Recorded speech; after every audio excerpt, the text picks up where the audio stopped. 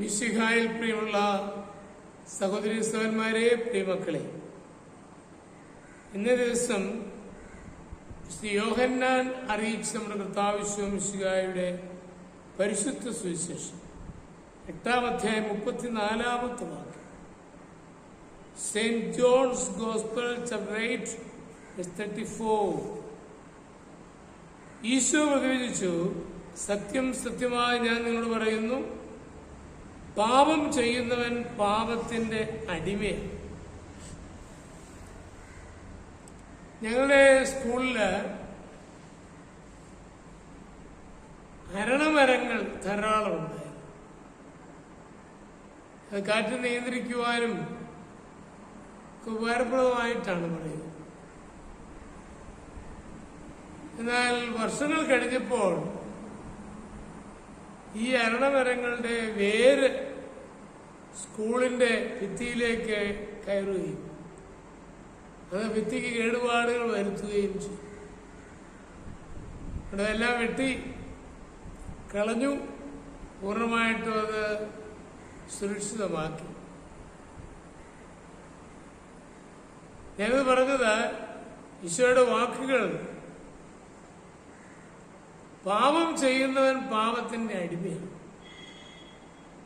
ചെറിയ ചെറിയ പാപങ്ങളുടെ പ്രേരണകൾ കടന്നു വരുമ്പോൾ നമ്മളത് സാരമില്ല, അതെല്ലാരും ചെയ്യുന്ന, എനിക്കും അങ്ങനെ ഒരു ഉള്ളവരുണ്ട്, അതിനൊരു സുഖമുണ്ട്, ഇങ്ങനെ ചില കാര്യങ്ങളെ ഞാൻ വളരെ ലാഘവമായി കാണുന്നു. എന്നാൽ അത് ഭാവിയിൽ എന്നെ അതിന്റെ അടിമയാക്കി മാറ്റും എന്നുള്ളതിന് സംശയം.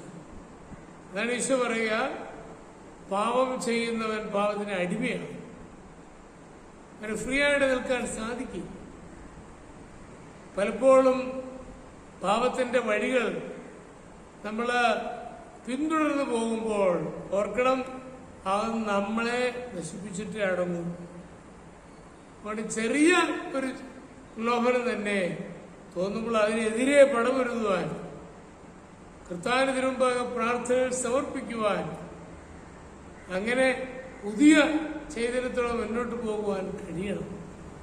അല്ലെങ്കിൽ അത് നമ്മളെ മുഴുവനായി നശിപ്പിക്കുകയും നമ്മുടെ വ്യക്തിത്വം തകർക്കുകയും ചെയ്യും. അതിനിടവരാതിരിക്കാൻ സൂക്ഷിക്കും. നമ്മുടെ കർത്താവ് മിശിഹായുടെ കൃപയും പിതാവായ ദൈവത്തിന്റെ സ്നേഹവും പരിശുദ്ധാത്മാവിന്റെ സഹവാസവും നിങ്ങളെല്ലാവരോടും കൂടി ഉണ്ടായിരിക്കട്ടെ, എപ്പോഴും എപ്പോഴും എന്നേക്കും. ആമേൻ.